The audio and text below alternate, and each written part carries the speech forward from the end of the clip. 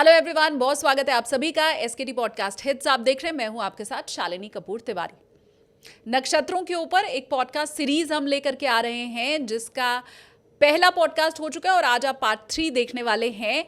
ये complete guidance है आपको कि किसी भी नक्षत्र वाला व्यक्ति कैसे स्वभाव का होता है, कैसे चरित्र का होता है, दिखता कैसा है, क्रोध कितना आता है। हर जानकारी आप किसी शख्स को देख के उसके व्यक्तित्व की स्वयं उसे बता देंगे।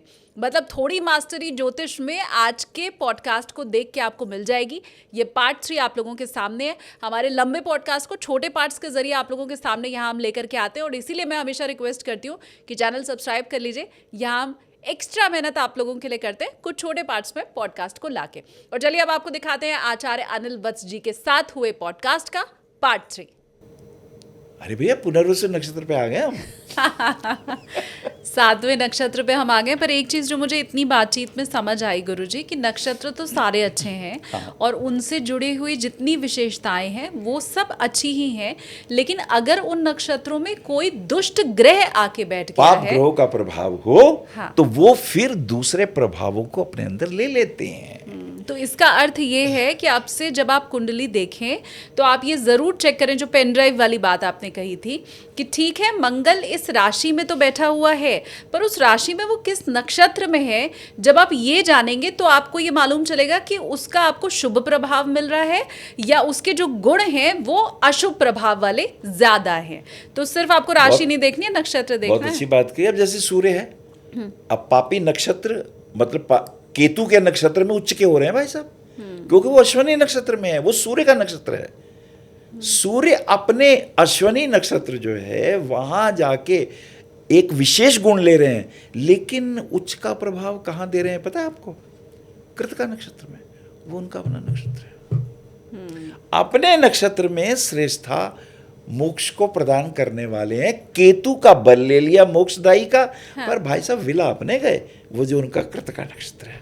हाँ। तो इतने प्रभाव हमारे ऊपर डालते हैं। ये सारी चीजें बड़ा ये महत्वपूर्ण विषय है। राशियों से तो हमने समझा, हमने सोचा क्यों ना नक्षत्रों से समझाएं। ये सब छोटे छोटे कीवर्ड्स हैं। आप इन्हें देखेंगे और आप प्रैक्टिस करेंगे ना, तो आप पाएंगे कि अक्सर, और आप बोल देंगे मृगशा नक्षत्र तुम्हारा, वो कहेगा इसे कुछ सिद्धि है। हाँ। अरे तुम्हें कैसे पता चला? ठीक बात। रोहिणी नक्षत्र, ओहो, तो आप उसके कैरेक्टरिस्टिक्स से पता लगा लेते हैं। अब हम पुनर्वसु पे आ चुके हैं। अब कर्क राशि आ गई हमारी। ठीक है। और ये जो कर्क राशि है, यहाँ पर क्या होने जा रहा है? मिथुन राशि के तो 3 चरण है और कर्क राशि का 1 चरण है। यहाँ पर भी वो 4 ग्रहों के प्रभाव हैं। एक तो मंगल शुक्र का प्रभाव है और एक बुध चंद्रमा का प्रभाव है। मंगल शुक्र से हम समझ गए सौंदर्य प्रियता, आत्मसम्मान। चंद्रमा से मन के तल के ऊपर भावनात्मक संबंध। मंगल से पौरुषता और निर्णय लेने की क्षमता। बुध से वाक पटुता और चंद्रमा से इमोशनली भाव। ये इसमें हमें पता चल गया। यानी मंगल शुक्र बुध और चंद्रमा का प्रभाव इन 4 ग्रहों का इसमें पुनर्वसु में देखा जाता है। अब देखिए क्या शब्द है, वसु, वसना, पुनर्वसु दोबारा वसना, बार बार वसना। पुनर्वसु नक्षत्रों में गाड़ी खरीद लो, फिर एक गाड़ी और आएगी, रिपीट होती है वो चीज। अच्छा। फिर से रिपीट करें। एक गर्लफ्रेंड बनाई, अब एक और बन गई, पुनर्वसु। नहीं, तो गर्लफ्रेंड नहीं बनानी है, मकान बनाना है, गाड़ी खरीदना नहीं, है। ये नहीं करना। संपर्क ऐसे बनते हैं कि वो चीज पुनः पुनः बार बार घटती है। शेयर बाजार में रुपया लगाया, फायदा हो गया, पुनः फिर फायदा। नुकसान भी हो सकता है, पुनः अच्छा बुरा दोनों हो सकते हैं, पुनः पुनः। अब इस नक्षत्र का स्वामी जो है, पुनर्वसु का स्वामी देवगुरु बृहस्पति है। हमने सब देखा। हमने अश्वनी का केतु देखा, भरणी का शुक्र देखा, हमने भरणी के बाद हमने देखा कि कृतिका उसका स्वामी सूर्य देखा, रोहिणी का चंद्रमा देखा, मृगशिरा का मंगल देखा, आर्द्रा का राहु देखा। अब गुरु, पुनर्वसु का स्वामी गुरु। अब इसमें क्या खास बात होगी? ये गुरु है, अब ये ज्ञान है, नियम है, लॉ मिनिस्टर है।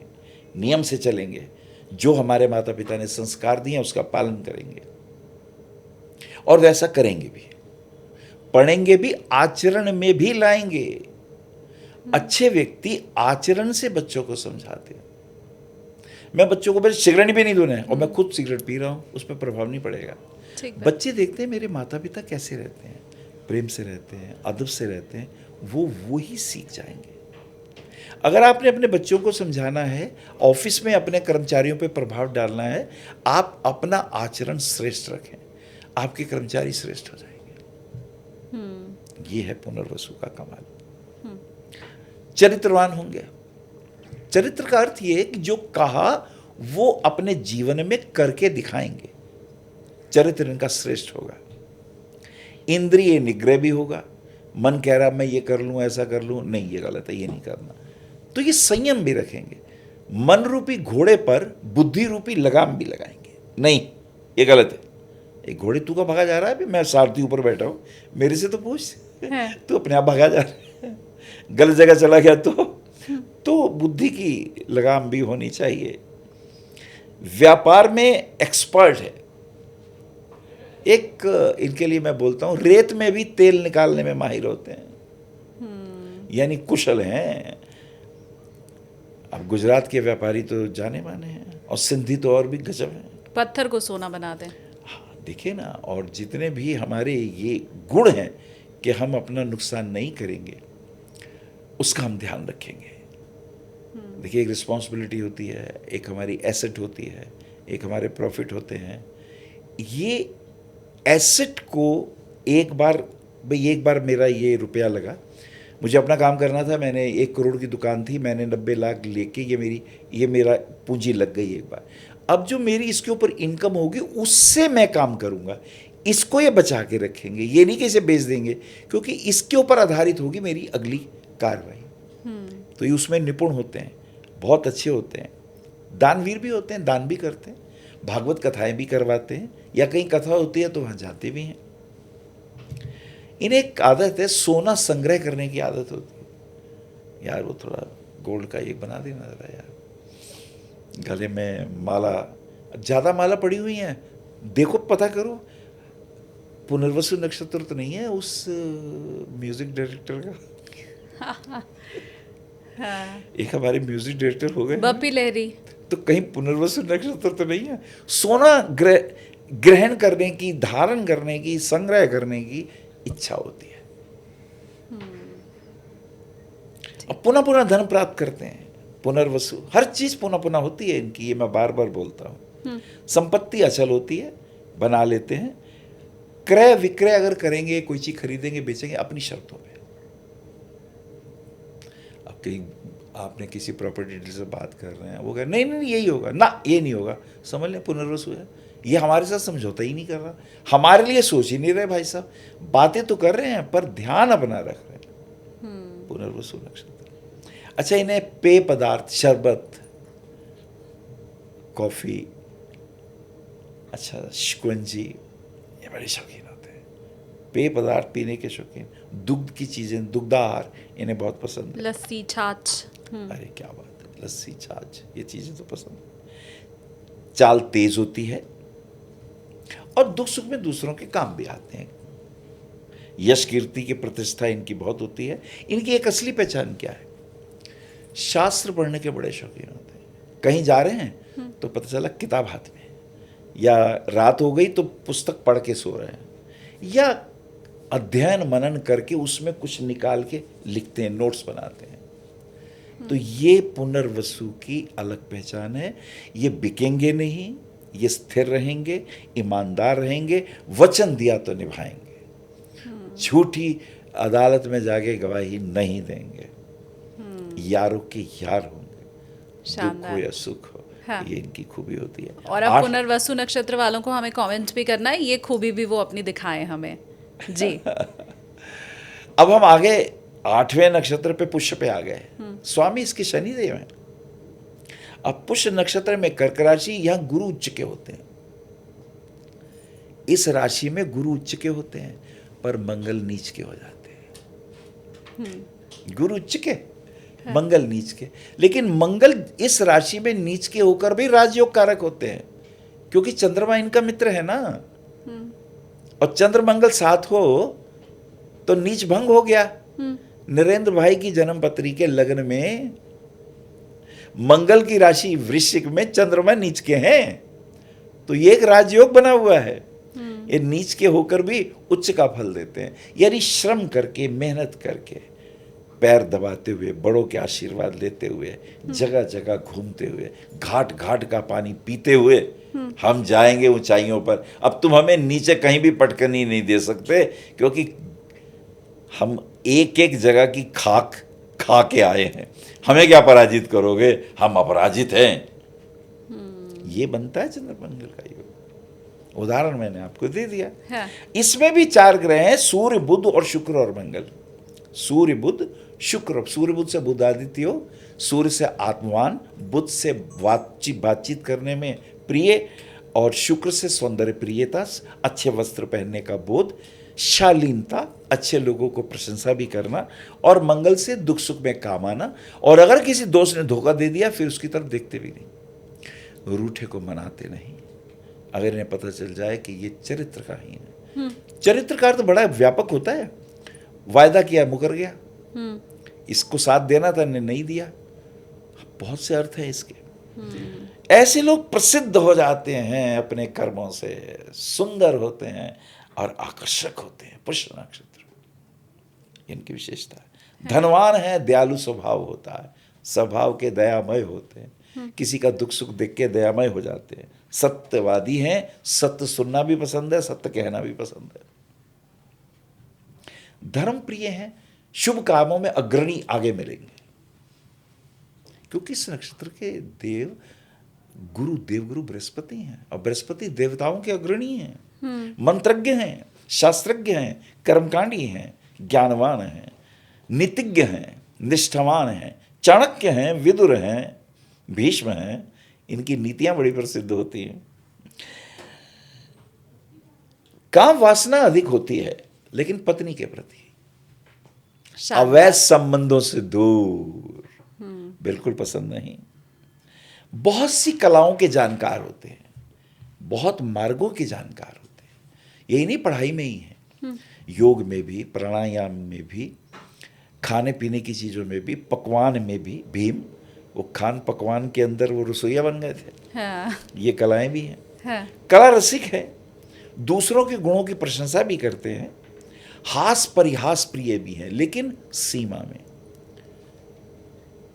अनैतिक हास परिहास नहीं। माता पिता के भक्त हैं, विनम्र हैं, सुनकर ही श्रुत ज्ञानी होते हैं। सुना इन्हें याद हो गया, श्रुत ज्ञान। हमारे वेदों को श्रुतियां कहा जाता है। आई हर्ड, मैंने सुना था और मुझे याद है। ये नहीं उस गुरु से सुना था, उस गुरु की बात किसी और से सुनी थी और मुझे याद है। अपने वंश का नाम रोशन करते हैं, लोग से इनके वंश का पता चलता है ना। रघुकुल रीत सदा चली आई, प्राण जाए पर वचन न जाए। वंश की प्रतिष्ठा, कुल के दीपक होते हैं, कुशल प्रवक्ता होते हैं। अक्सर ये कुल दीपक योग एक है। अगर 12वें भाव का स्वामी कुंडली में छठी अष्टम भाव में आ जाए तो विमल कीर्ति योग होता है। ऐसा व्यक्ति अपने परिवार का मुखिया होता है, अपने परिवार में इसका नाम होता है, मोहल्ले में सितारे की तरह चमकता है, नगर में सूर्य की तरह चमकता है, और देश में ध्रुव तारे की तरह चमकता है। इतनी प्रसिद्धि होती है इसकी।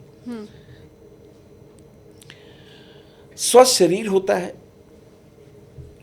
समय पर हर प्रश्न का उत्तर देते हैं, समय आने पर। यूं मौन पसंद है, व्यर्थ शब्दों को व्यर्थ नहीं करते। मौन में बहुत शक्ति है। मौन से जुटाते हैं अभिव्यक्ति की ताकत, जिनकी विशेषता है। परिवार के पोषक होते हैं। गलत है बेटा, चल कोई बात, मैं कुलपति पिता होकर तेरा पोषण करूंगा, पर तू गलत मार्ग पे मत जा। अब इसी नक्षत्र में अगर गलत नक्षत्र आ जाएं तो ये चीजें खराब भी हो जाती हैं, कष्टदायी भी हो जाती हैं। जैसे हमने शुरू में चर्चा हर नक्षत्र में एक बात मैं कह देता हूं, शुभ ग्रहों का प्रभाव हो तो नक्षत्र के अंदर हमें बगिया में फूल ज्यादा दिखाई देते हैं, यद्यपि कांटे भी होते हैं, यद्यपि जड़ें भी हैं, पर दृष्टि फूलों पर होती है। और अगर पाप प्रभाव हो तो कांटे ज़्यादा मिलते हैं, तो फिर ऋतु हमें पतझड़ ज़्यादा मिलती है, हमें वो चीज़ें मिलती हैं। चलिए, नवा नक्षत्र आश्लेषा और ये गंडमूल का नक्षत्र है। जैसा मैंने कहा था, अश्वनी पहला और नवा आश्लेषा, ये दोनों गंडमूल के नक्षत्र हैं, प्रथम और अंतिम। ये रेलगाड़ी का वो डिब्बा है जिसके इंजन जो पहला है वहां भी गंडमूल है, और वो जो लास्ट डिब्बा है जिसमें वो रेलगाड़ी के दो वो लगे हुए हैं वो भी गंडमूल है। अब यहां जो बैठेगा तो जो पिछला डिब्बा जब मिलेगा तो ठक ठक होती, बेचारा ठुकता ही रहेगा ना ये, और जो अगले वाला टक्कर होगी तो सीधा हाँ। इसलिए ये दोनों नक्षत्र जो हैं इसमें हमें सावधान रहना है, अलर्ट रहना है। यद्यपि इन्हीं नक्षत्रों में व्यक्ति काम भी करते हैं, अद्भुत विश्व विजयी काम भी इन्होंने बहुत किए हैं। लेकिन मैं आपको एक चीज़ बताऊं गुरुजी, आपने पहले भी मेरे व्यूअर को प्रॉमिस किया है कि गंडमूल के ऊपर हम अलग से चर्चा करेंगे। आप कमेंट सेक्शन खोल के देखेंगे, इतने लोगों ने कहा है कि गुरुजी हम जानना चाहते हैं, हमें भी जानना है, क्योंकि बड़ा भयभीत ज्योतिषियों ने और पंडितों ने कर रखा है गंडमूल में पैदा हुए बच्चों को लेकर। बिल्कुल भयभीत होने की जरूरत नहीं है, वो असाधारण बच्चे हैं, विश्व में वो नाम कमाएंगे। पैदा होते ही गुरुजी पूजा पाठ करानी पड़ती है शांति के लिए, वो इसलिए आप बीमार हो जाते हैं, डॉक्टर को बुलाना ही पड़ता है। हाँ। बस इतना ही है, बाकी इसमें परेशान होने की जरूरत नहीं है। हाँ। यद्यपि स्वास्थ्य में परेशानियां आती हैं, दिक्कत आती है, हम ध्यान रखेंगे, हमें पता चल जाए ये चीज़ हमारी खराब है तो हम ध्यान रखेंगे ना। लेकिन फिर यही व्यक्ति इतिहास रचते हैं। तो मैं चलिए शीघ्र ही एक एपिसोड गंडमूल का ही बनाऊंगा कि इतिहास किन्होंने रचा इन नक्षत्रों वालों में। आश्लेषा स्वामी बुध, चमत्कार ये है हर प्रारंभ और अंत केतु और बुध पे ही होगा। अश्विनी नक्षत्र का स्वामी केतु और आश्लेषा का स्वामी बुध, यानी पहला और नवा केतु और बुध, 10वां और 19वां फिर केतु और बुध, 20वां और 27वां फिर केतु और रेवती बुध। वो ही सीरियल चला, वो केतु बुध के बीच में है सब। हाँ। जब गंडमूल की बात करूंगा तो इस सीक्रेट पे भी चर्चा करूंगा। एक अलग टॉपिक पे किसी ने बोला नहीं है, ये बड़ा अद्भुत टॉपिक होगा जी। चलिए, आश्लेषा नक्षत्र कर्क राशि के 4 स्टेप हैं, इसके अंदर 4 चरण है, और ये फिर गुरु शनि, शनि और गुरु, भगवान रामचंद्र जी का कर्क राशि है। गुरु शनि, गुरु शनि, गुरु जैसे विश्वामित्र और वशिष्ठ जैसे गुरु मिले उन्हें, और शनि वैराग्य, जंगल, साधनाएं, नंगे पैर जाना, तड़प, और पत्नी के ऐश्वर्य के लिए, उनके मान सम्मान के लिए रावण जैसी की ईंट से ईंट बजा दी है। कर्क राशि, आश्लेषा नक्षत्र। तो ये देखिए, ये नक्षत्रों में कितना कुछ छिपा हुआ है, और हमारे ही कर्म, हमारा जो पेन ड्राइव है वो लेके आ जाएगा। अब पेन ड्राइव को लगाना कहाँ है, किसी सही कंप्यूटर पे लगाना है, ठीक बात, और चार्ज भी हो तो रिजल्ट भी आने शुरू हो जाएंगे। हाँ। अब इसका देवता सर्प है, आश्लेषा का देवता सर्प है। वो जो काल सर्प की हम बातें करते हैं ना, इसके देवता सर्प है, यानी विष है भैया मेरे पास। लेकिन मैं बहुत सी बीमारियों का इलाज हूं, बहुत सी बीमारियों का इलाज विष से ही होता है, विष का काटा विष से ही ठीक होता है। ठीक बात। यूं ही शिव जी सर्प को गले में नहीं डालते। हाँ। सर्प की भांति भयंकर फुंकारते हैं आश्लेषा नक्षत्र। फुंकारना, उनके शब्दों की गति तेज होती है। नहीं, मेरा मतलब ये था, मेरी बात ही समझा। फुंकारने और शब्दों के बीच में सांस लेना बार बार, फुंकार जैसी स्थितियां, सर्प इसका देवता है। क्रोध नाक पर रखा है, तुरंत उत्तेजित हो जाएंगे। नहीं तो आप पहचान लें, आश्लेषा नक्षत्र तो नहीं है, इनकी कर्क राशि तो नहीं है, और कहीं ये तो नहीं है। ये मैं आपको छोटे छोटे पॉइंट दे रहा हूँ कि व्यवहार से हम पता लगा लें। अगर हमारे पास date of birth, time of birth proper नहीं है तो नक्षत्र का तो हमें पता चल ही जाएगा, और फिर नवतारा का तो हमें पता चल ही गया कौन मित्र है कौन शत्रु है। इनकी आंखें थोड़ी छोटी होती है, और आंखों को देखेंगे तो ऐसा लगेगा कि जैसे ये घूर के देख रहे हैं, भीतर तक देख रहे हैं, और कभी कभी आपको भय लगेगा, थोड़ी खतरनाक आंखें जैसी भी होती है। क्रूर, कठोर आचरण, पर दोस्तों के दोस्त होते हैं, मिल बांट के खा भी लेते हैं। कौओं की खास बात है, कहीं कुछ हो तो काँव काँव करेंगे, 100 कौवे बुलाएंगे, अब इकट्ठे बैठ के खाएंगे। हाँ। ये खूबी भी है। दूसरों को सताने में मजा आता है। अगर इन्हें लगे इसने गलत काम किया है तो इन्हें सताने में मजा आता है। कामुक तो होते ही हैं। तामसिक भोजन बहुत प्रिय होता है। अब तामसिक भोजन में सारी बातें आ गई। रुका वो गर्म भोजन नहीं खाएंगे, थोड़ा ठंडा करके खाएंगे, ठंडे को फिर गर्म करके खाएंगे, रुक के खाएंगे, जिससे तमस पैदा हो। उन चीज़ों का भोजन ज़्यादा होगा। एक खास बात है इनमें जिससे पकड़ जाते हैं, धोखा दे देते हैं, स्वार्थी होते हैं, एहसान फरामोश होते हैं। बच के रहना चाहिए। तो भाई सब बच के रहिएगा। हाँ। अब कर्क राशि में यहाँ पर 4 नंबर में गुरु उच्च के हैं और मंगल नीच के। तो देवी नवतारा ज्योतिष के कार्यक्रम के अंतर्गत पहला जो सत्र है, हमने 9 नक्षत्रों का यानी कर्क राशि तक पूरा कर लिया। इसके बाद मघा नक्षत्र जो कि गंडमूल का है और वो भी सिंह राशि है। सिंह राशि है और गंडमूल है, कर्क राशि है और गंडमूल है। अब देखिए, सूर्य जो राजा है वो भी गंडमूल में है और रानी जो गंडमूल में है, चंद्रमा कर्क राशि जो है, जो रानी है, वो भी गंडमूल में है। वो खुद ही संकटों में है। राजा और रानी का क्या पता है। आपकी कहानियों में एक था राजा, एक थी रानी। ठीक बात। तो हमारे 9 नक्षत्र पूरे हुए। हाँ। अब थोड़ा सा रेस्ट कर लिया जाए। ठीक है बेटे मुझे चाय मंगा दो अब, तू अगर आती है तो।